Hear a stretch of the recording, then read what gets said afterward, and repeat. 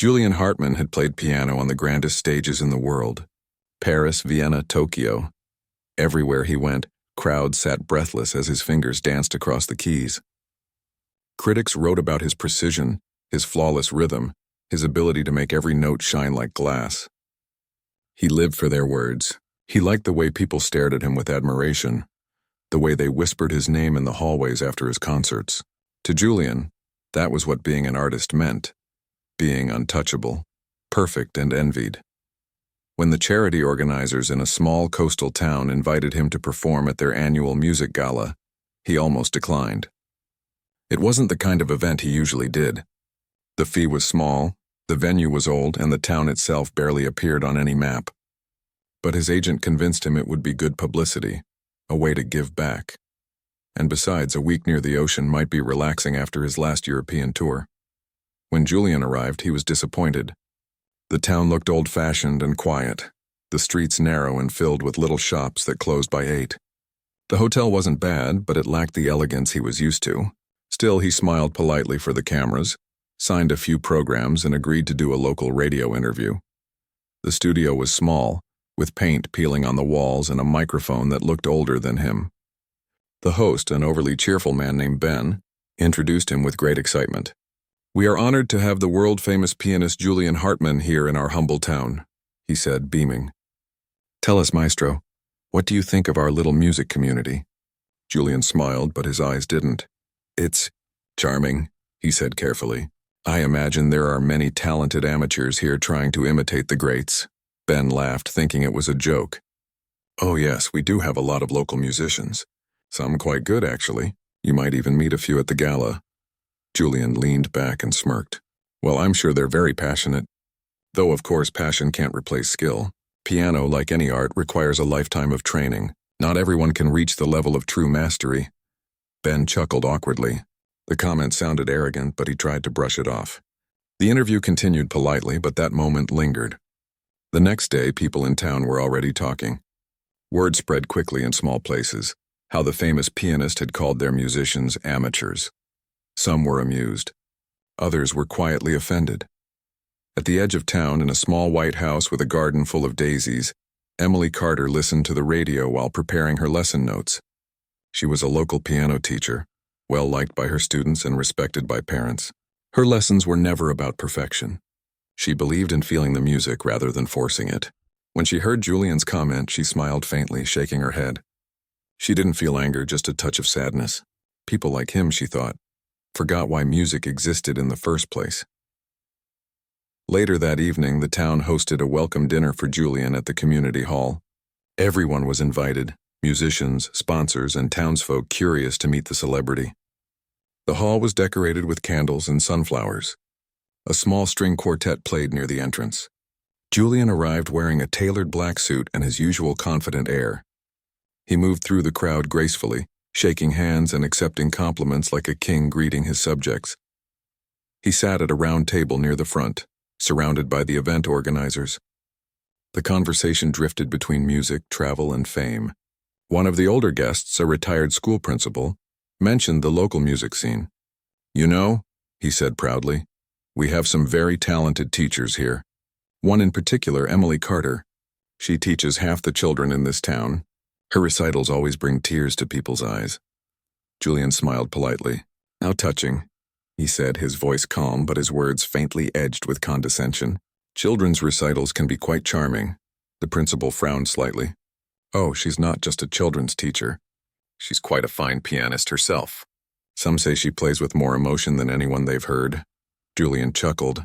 "Emotion is wonderful," he replied, swirling his glass of wine. "But in the end, emotion must rest on skill. Technique, control, precision, that's what separates professionals from hobbyists." The table grew quiet. The principal looked offended now, though he tried to hide it. A younger woman nearby, who happened to be one of Emily's adult students, spoke up softly. "Emily doesn't play to impress. She plays to reach people's hearts." Julian raised an eyebrow, half amused. "How poetic. Perhaps we'll have to put that to the test." "What do you mean?" asked someone curiously. Julian leaned forward, his eyes gleaming with playful arrogance. "A friendly duel. I'll play and your Miss Carter can play after. We'll let the audience decide who truly moves them." A murmur went through the table. Some laughed, thinking he was joking. Others exchanged uneasy glances. The idea of a duel sounded ridiculous, but something in Julian's tone made it clear he was serious. The principal shook his head slowly. "That wouldn't be fair, Mr. Hartman. She's not a professional performer." "All the more interesting," Julian said.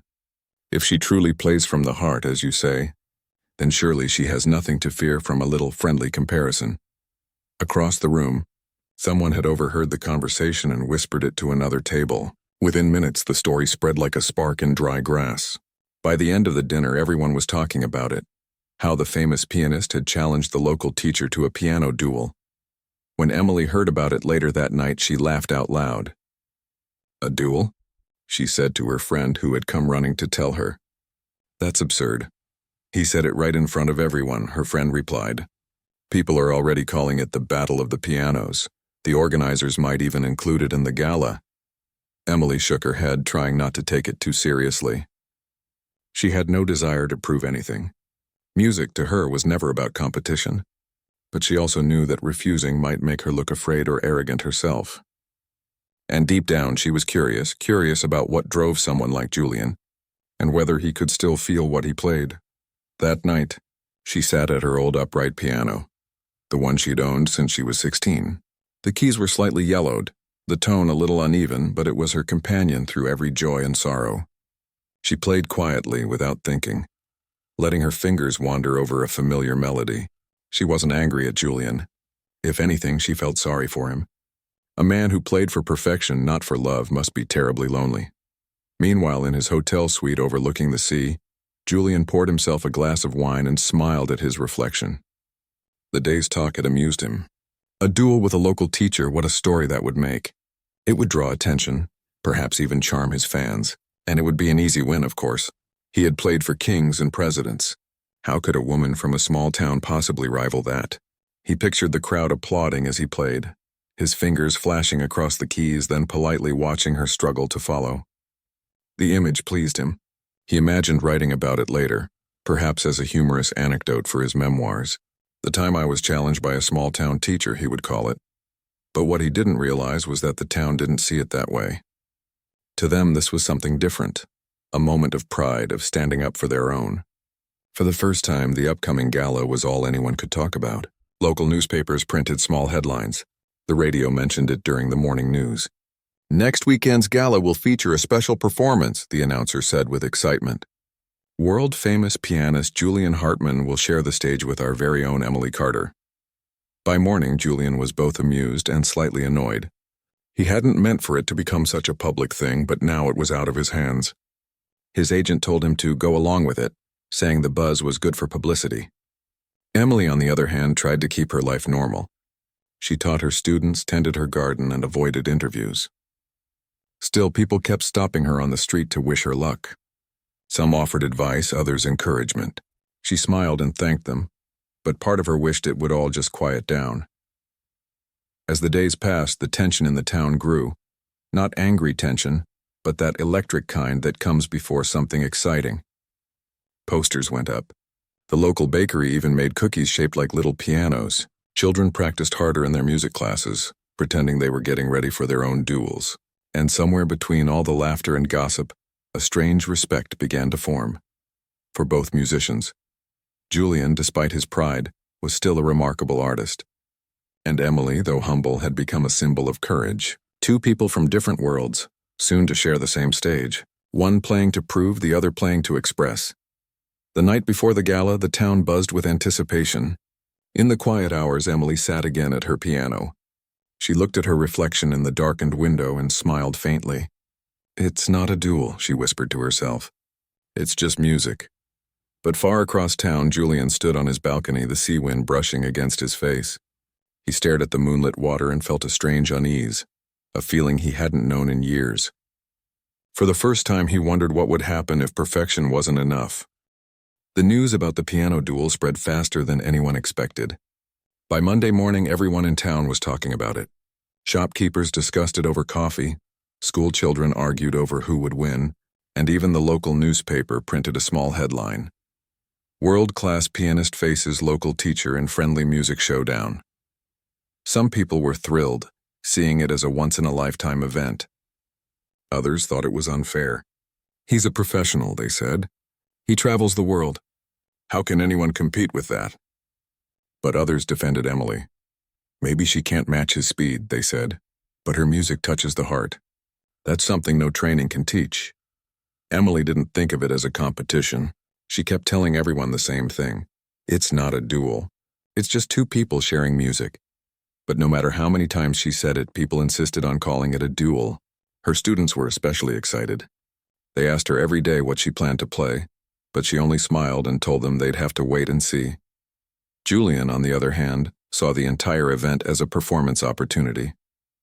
He liked attention, and the town's sudden interest in him pleased him more than he admitted. He spent most of his afternoons practicing at the old concert hall where the gala would take place.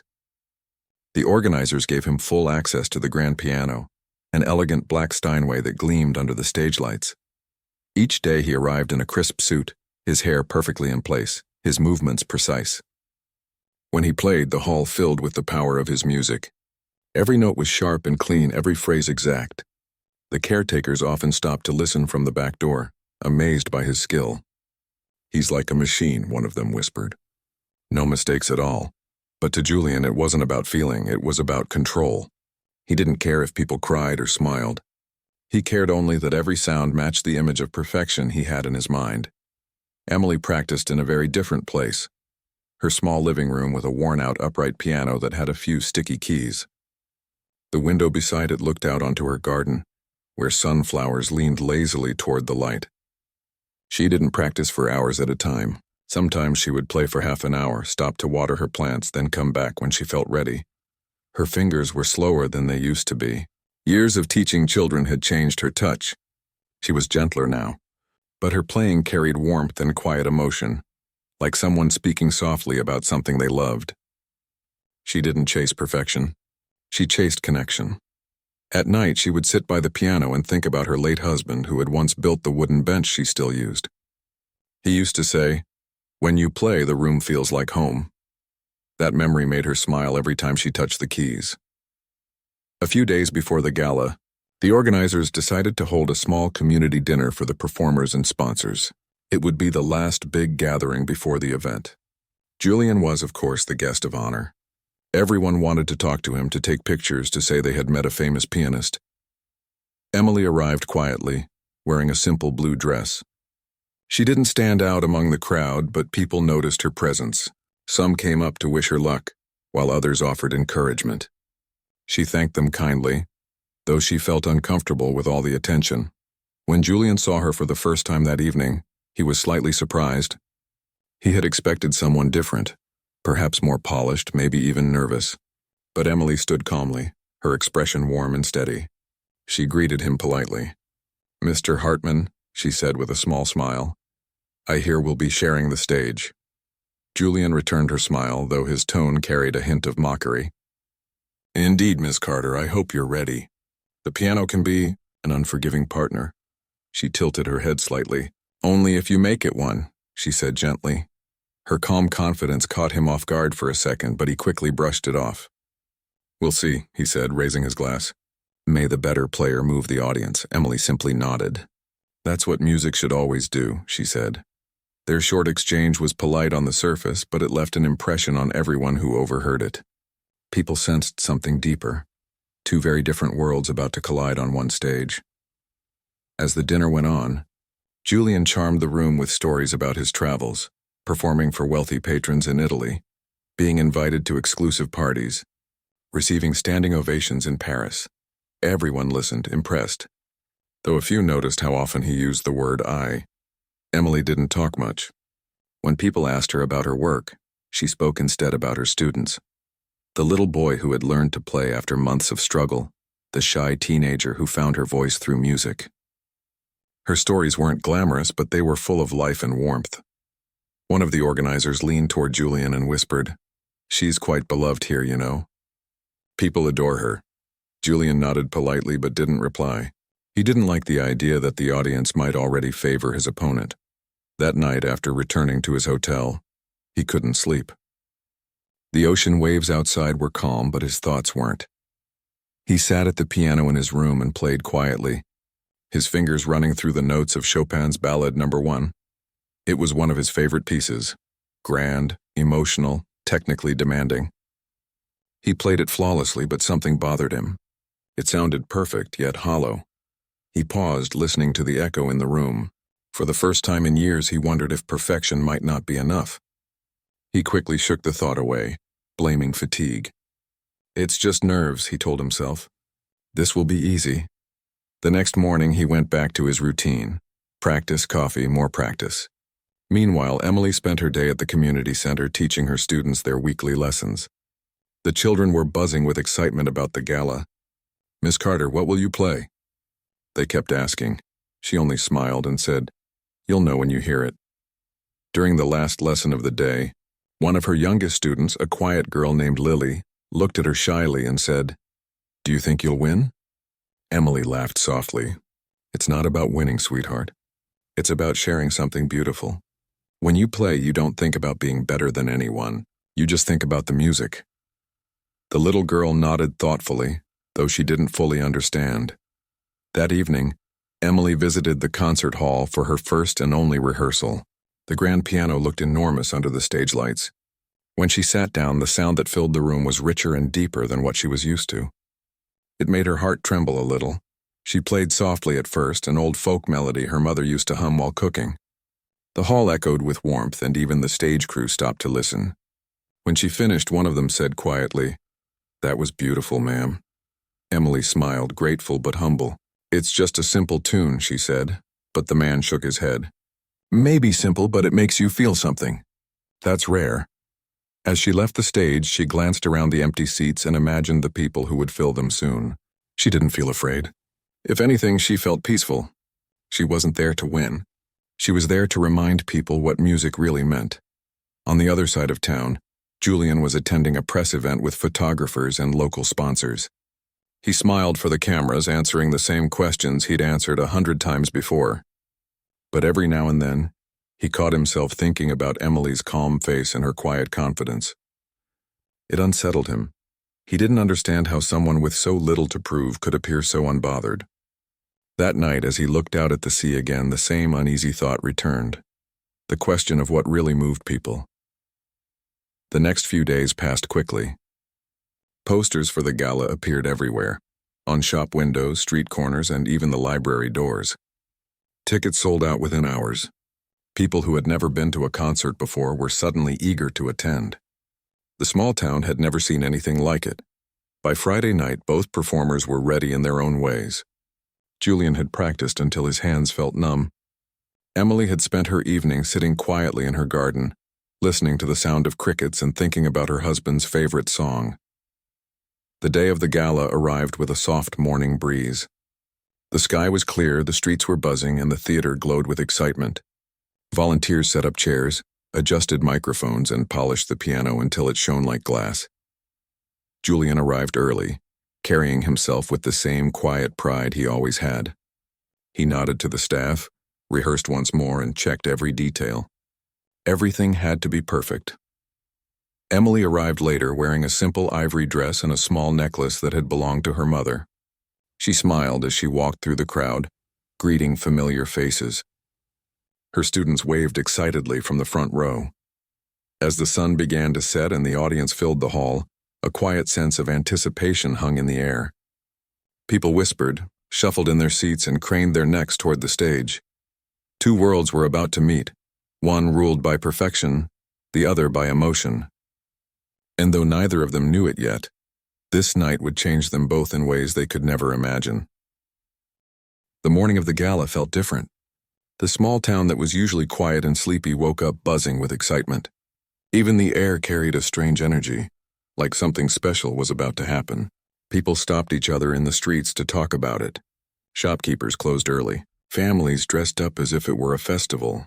Everyone wanted to be at the concert hall that night. Inside the hall, workers were busy making final adjustments. The big black piano sat in the center of the stage, its surface shining under the lights. Rows of chairs were polished, the curtains pressed, and the programs printed with both names, Julian Hartman and Emily Carter. It looked like an ordinary gala from the outside, but to the people of that town it was the biggest night they could remember. Julian arrived first, as he always did. He wore a perfectly fitted black suit and his hair was neat and smooth. He looked calm, but his eyes revealed how focused he was. He checked the piano keys, tested the pedals, and played a few quick scales.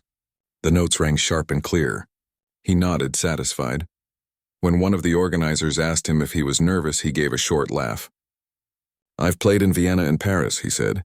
"I think I can handle a small-town crowd."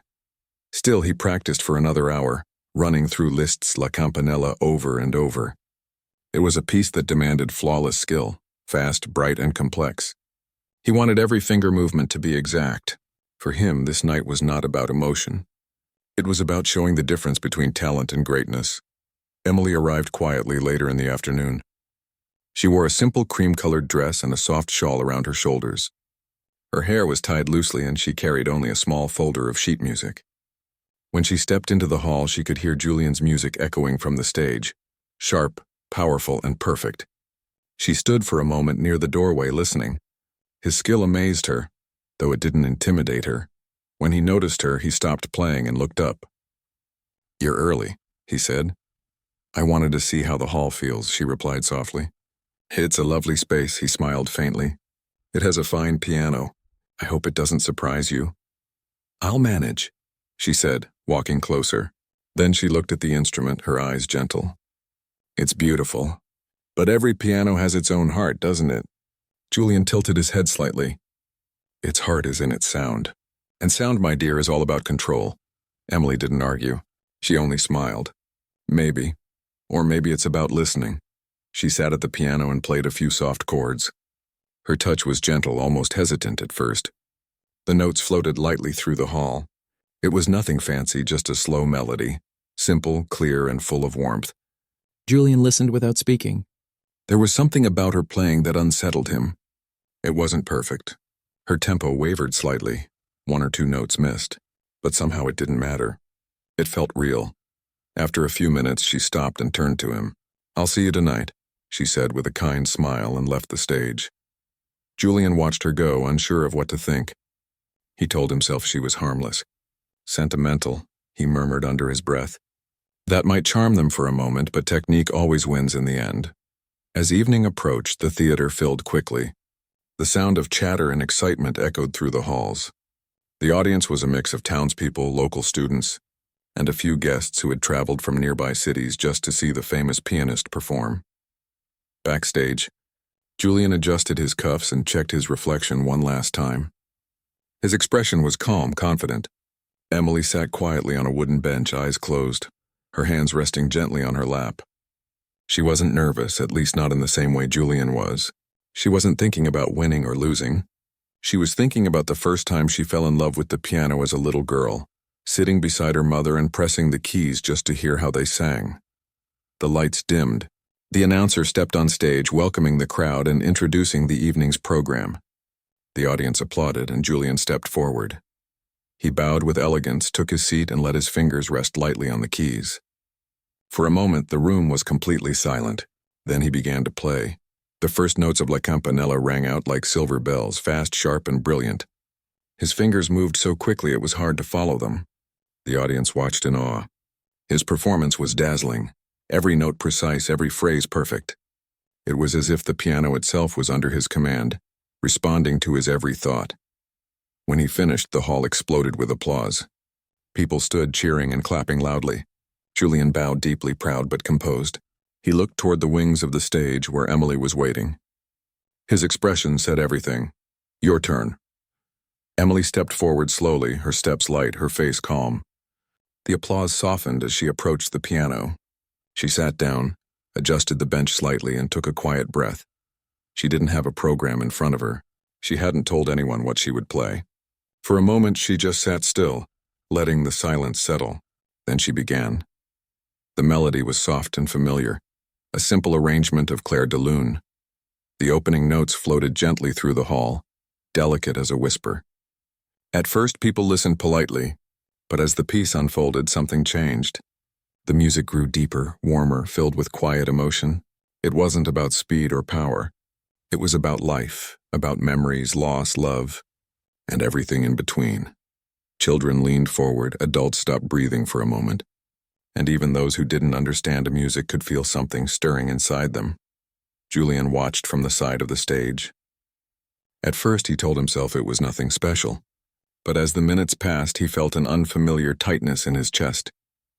Her playing wasn't perfect. Some notes lingered too long, others came a little late, but it didn't matter.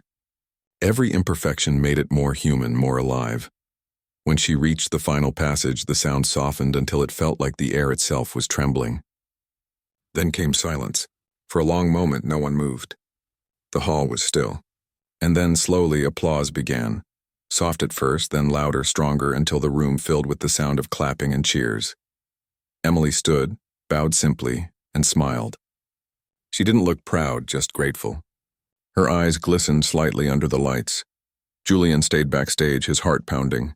For the first time in years, he felt unsure of himself. He had performed perfectly, yet it was her imperfect, gentle music that people would remember. He realized something that frightened him, that she hadn't been trying to win, and yet she had reached something he couldn't touch. After the performance, the organizers gathered both of them on stage to thank them. The audience stood again, clapping for both artists. Julian forced a polite smile, though inside he was quiet, thoughtful. Emily looked at him kindly and said softly, "You played beautifully." "So did you," he replied, though the words came slowly.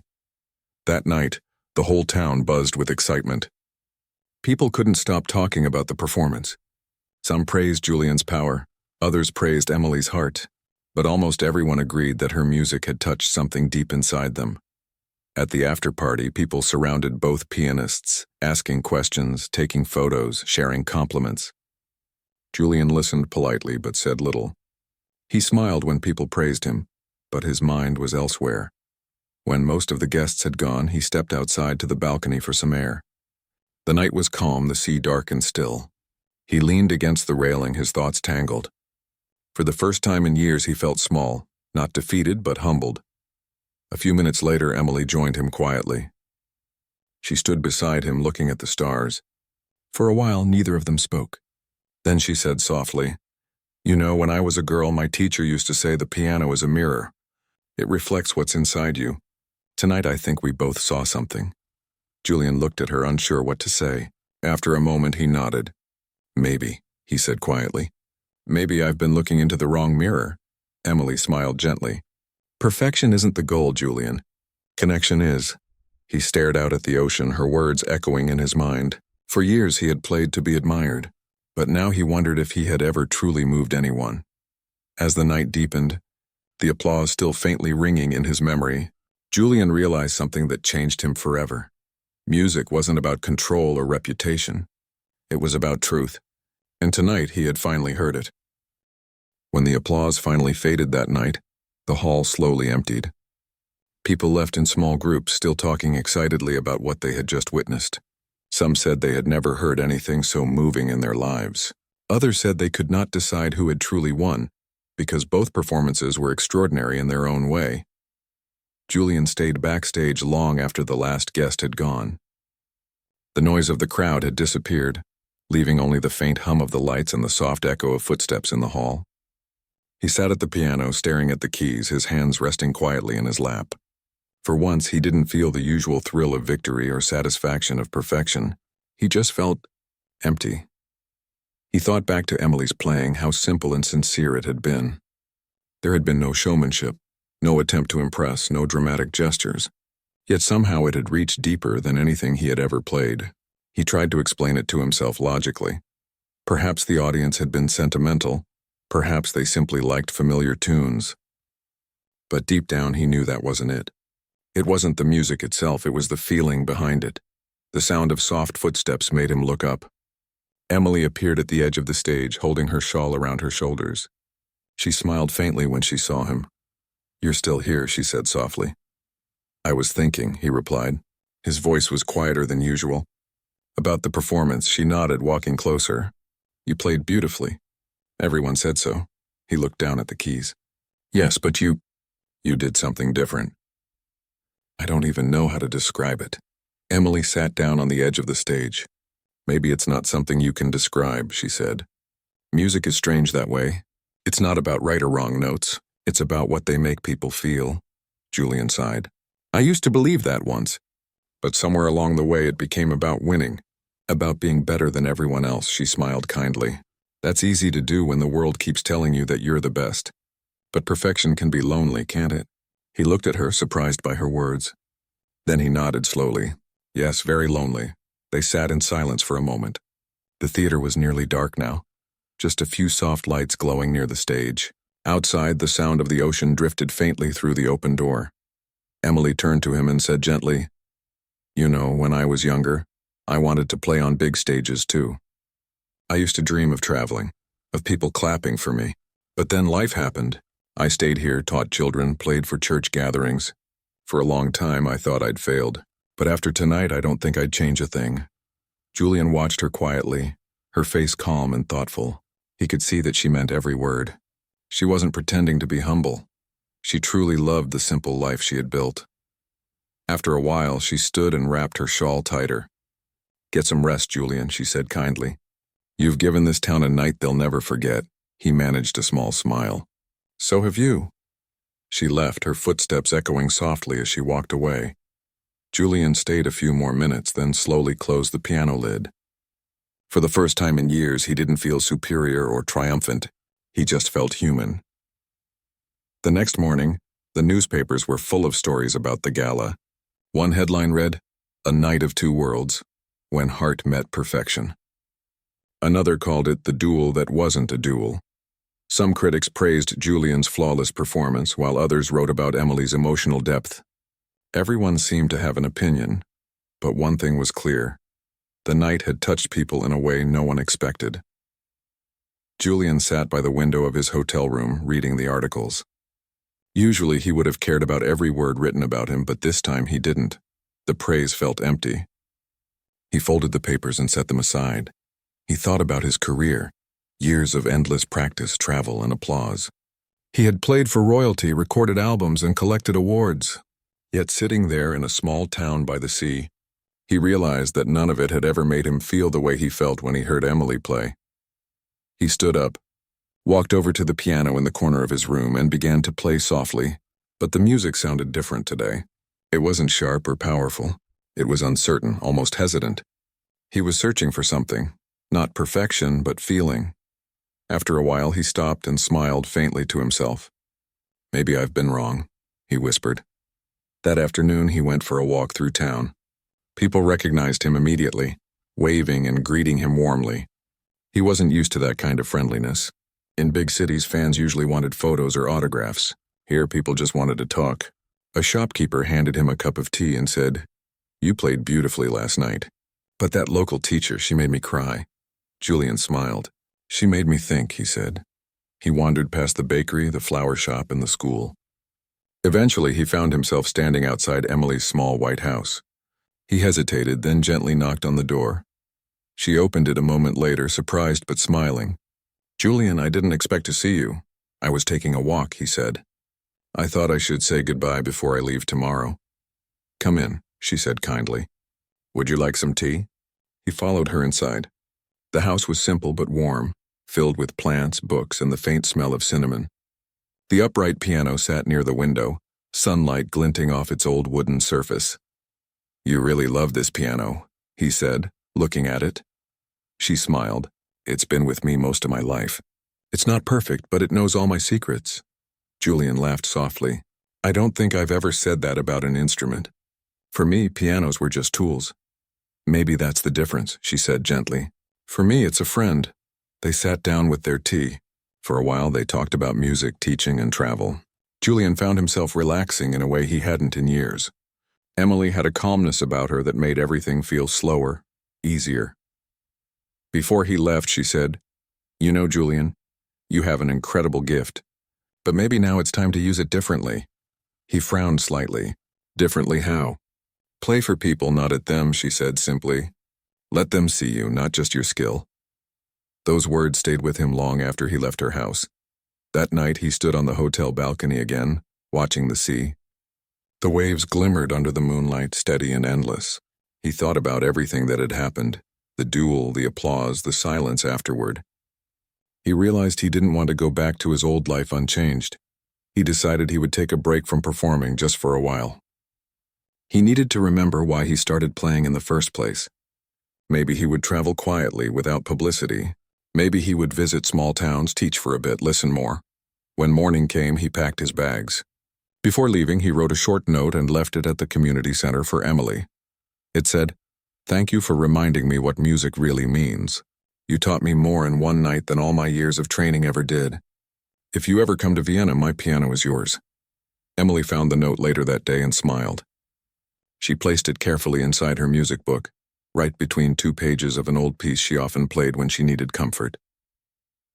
Months passed. Life in the town returned to normal, though people still spoke about the night of the gala from time to time. Emily kept teaching her students, her piano lessons filled with laughter and music. But something small had changed in her too. She felt lighter, as if her love for music had deepened even more. Julian, meanwhile, traveled quietly for a while. He visited small towns, played in schools, and even gave free performances at hospitals and community centers. He began to see music differently, not as a competition, but as a conversation. One day, during a concert in Vienna, a journalist asked him what had changed his style. His answer was simple. "A woman from a small town reminded me that music is not about perfection," he said. "It's about connection." The journalist asked for her name, but he only smiled. "She wouldn't want the attention," he replied. Years later, whenever Julian performed, there was something new in his playing. It wasn't as sharp or fast as before, but it carried warmth and depth. Listeners often said his music made them feel as if he were speaking directly to their hearts. And in a quiet white house by the sea, a woman named Emily would sometimes turn on the radio, listen to the faint sound of piano music, and smile knowingly, because she could hear it, the change. She could hear that he had finally found what he was missing. Julian sat alone in the airport lounge, his cup of coffee growing cold on the table. The flight to Vienna had been delayed, giving him too much time to think. Around him, people scrolled on their phones, laughed, and hurried to their gates. But his mind was far from the noise. He kept hearing Emily's voice in his head, soft, calm, and full of truth. "Play for people, not at them." Those words had changed something deep inside him. For the first time in years, he felt uncertain, but not in a bad way. It was the kind of uncertainty that came before a new beginning. When his flight was finally called, he gathered his things and boarded quietly. He didn't draw attention. He didn't sign autographs. He just wanted silence. The city of Vienna greeted him with the same elegance it always had. The grand buildings, the busy streets, the smell of roasted chestnuts near the concert halls. It all felt familiar, yet somehow different now. He checked into his usual hotel, but when he walked into his suite, the room felt empty, almost cold. He set his suitcase down and walked to the piano in the corner. It gleamed perfectly under the light, untouched. He sat down and played a few notes. The sound was clean, flawless, but it didn't move him.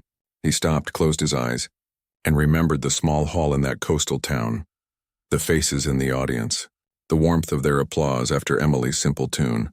For the next few days, he stayed away from his usual routine.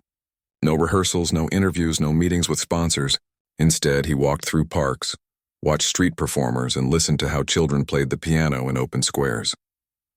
Their music was messy but full of life. They weren't thinking about technique or reputation. They just played because it made them happy. One afternoon, while passing by a local school, he heard music coming from an open window. He stopped. Inside, a group of children were learning to play a simple song, their teacher clapping along.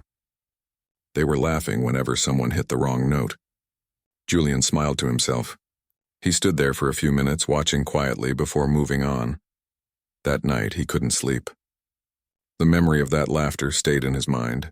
He realized how far he had drifted from that kind of joy. His life had become about discipline and control, about competition and prestige. The more he thought about it, the clearer it became. He didn't miss applause. He missed connection. The next morning, he made a decision. He called his manager and said he wanted to cancel his upcoming tour. The man on the other end was shocked. "Cancel? Julian, do you realize what that means? You have sold out shows across Europe." Julian took a deep breath. "I know, but I need time." "Real time?" The manager sighed heavily. "Is this about that woman from the gala?" Julian paused for a moment, then said quietly, "It's about what she reminded me of." After the call, he felt strangely relieved.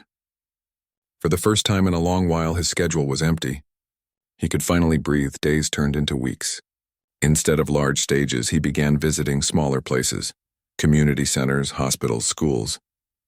He offered to play or teach for free. People were surprised at first, but they welcomed him warmly. In these small rooms surrounded by everyday people, Julian found something that had been missing from his life, the warmth of human connection.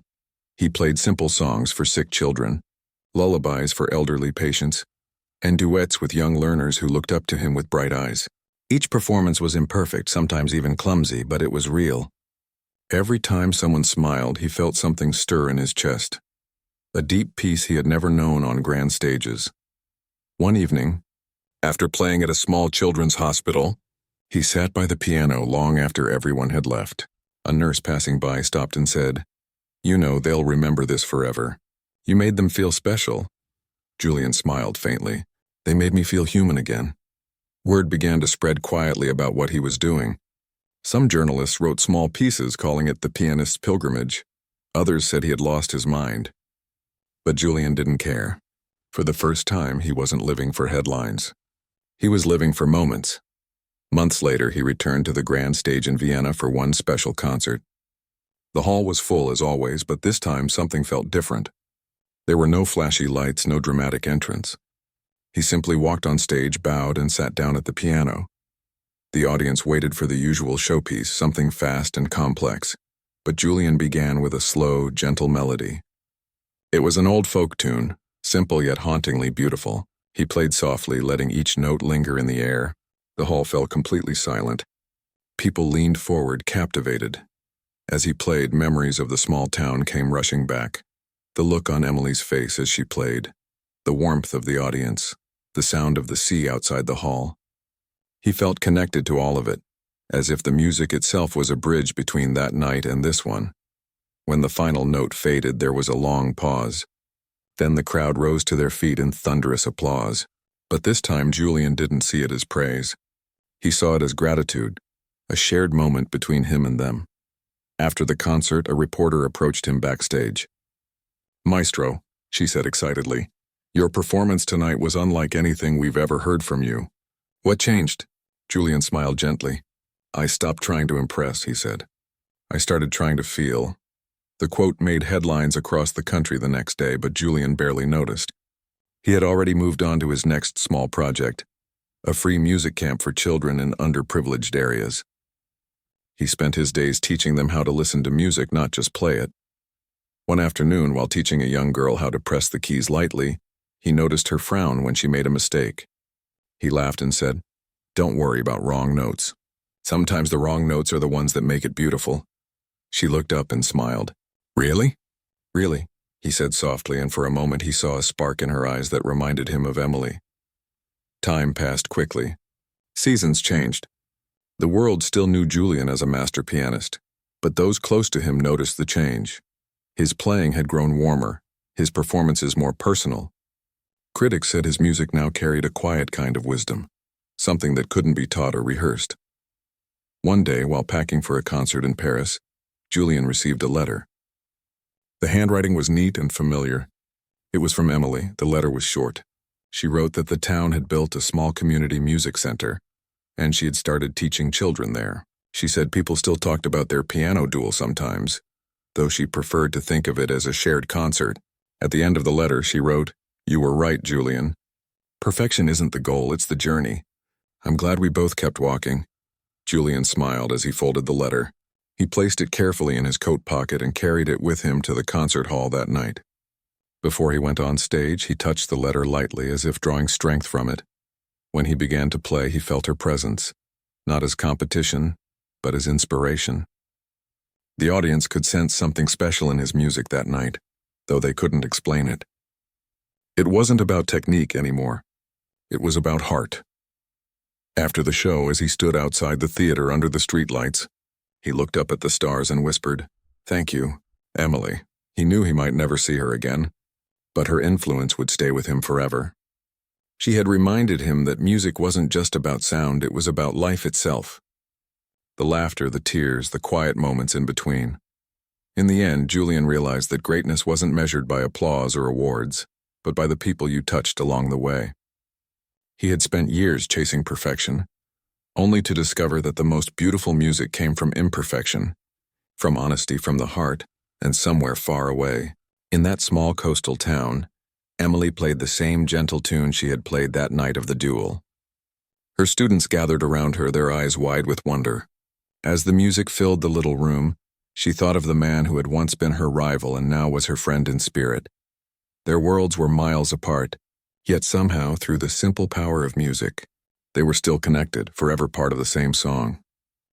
Years passed, and time softened everything around them, the fame, the applause, the memories of competition. Yet some stories never faded, and the night of the piano duel became one of those tales that people still whispered about in that small coastal town. They called it the night of heart and perfection. Julian had gone on to live a quieter life. He still performed, but rarely in massive halls. Instead, he chose smaller venues where he could see the faces of the people listening. He preferred old churches, town theaters, and sometimes even open squares. He said the sound carried better when the audience was close enough to feel the same air as the piano. He had aged a little. The lines on his face told stories of travel and reflection, but his eyes still carried a spark, different from the old days. It wasn't pride anymore. It was peace. His fame never truly vanished, but it became softer, more respectful.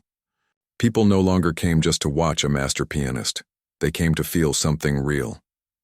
One evening in spring, Julian sat in his small study, surrounded by letters from students and admirers.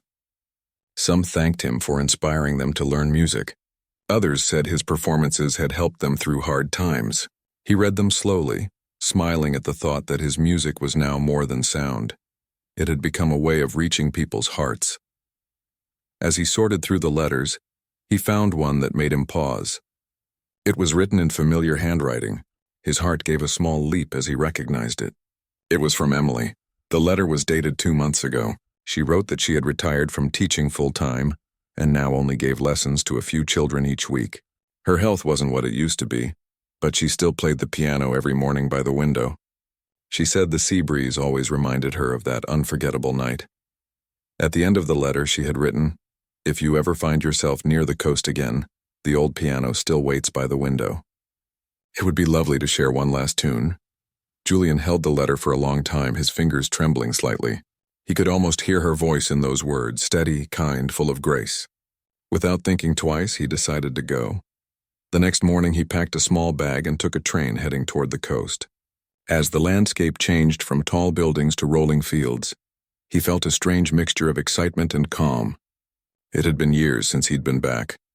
When he arrived at the station, the air smelled of salt and the sound of waves carried faintly through the breeze. The town looked much the same. Small houses, cobblestone streets, children riding bicycles. But there was something more peaceful about it now. He smiled, realizing that maybe it wasn't the town that had changed. It was him. He walked through the familiar streets until he reached the White House near the edge of town. The garden was filled with blooming flowers, and the same old piano could be seen through the front window. He hesitated for a moment, then knocked gently on the door. A soft voice called from inside. "Just a minute." The door opened, and there she was. Older now, her hair more silver than brown, but her smile was exactly the same, warm, genuine, and welcoming. "Julian," she said softly, her eyes lighting up. "I was wondering when you'd come." He smiled. "I'm sorry it took me so long." "Time has its own rhythm," she replied kindly. "Come in." The house looked almost the same as before, books, plants, and the familiar scent of cinnamon. The piano stood proudly near the window, its wood polished but worn by years of use. Julian ran his hand gently over the keys, feeling a rush of nostalgia. "It's still here," he said quietly. "It wouldn't let me get rid of it," she joked with a laugh. "It knows too many secrets." They sat down, and for a while they just talked.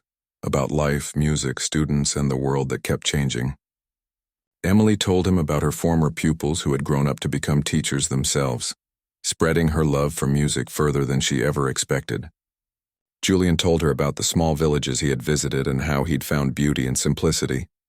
At one point, Emily looked at him with a gentle expression and said, "You seem happy, Julian." He nodded. "I am. Not the kind of happy I used to chase, but the kind that stays quiet inside you." She smiled. "That's the best kind." After a pause, he looked toward the piano. "Would you play something for me?" he asked softly. Emily chuckled. "Oh, I haven't played for an audience in years," he smiled.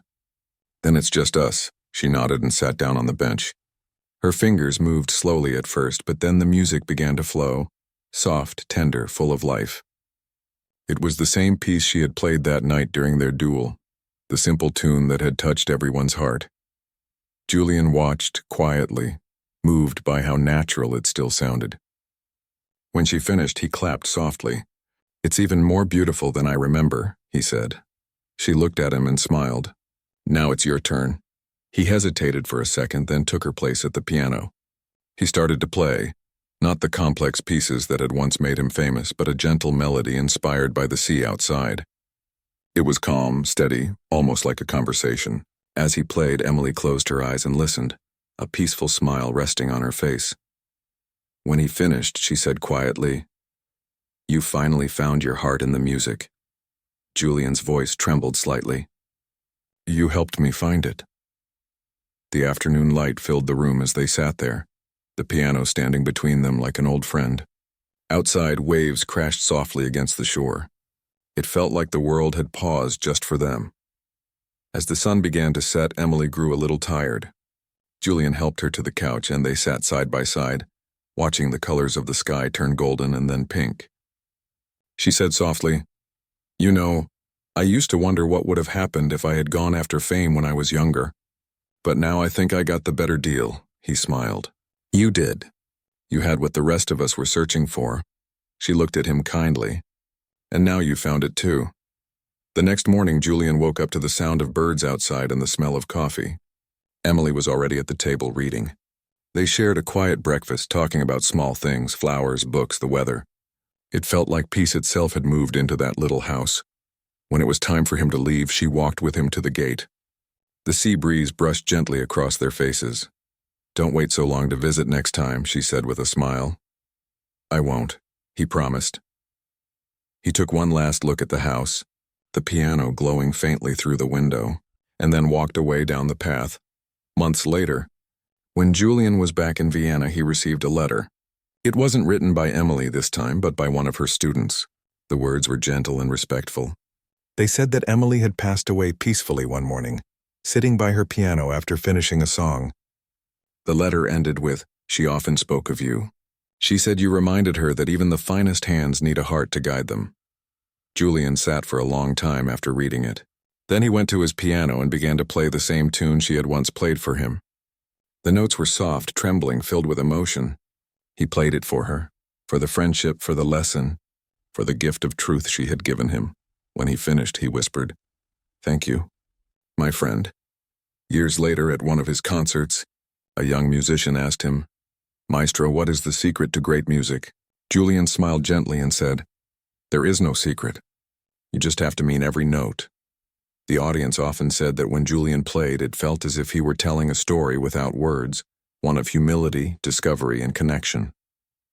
People left his concerts not just impressed, but touched. And somewhere, perhaps in the echoes of his melodies, the spirit of a kind woman from a small coastal town still lingered, smiling quietly, proud of the man who had once been her rival, and now carried her heart within his music forever.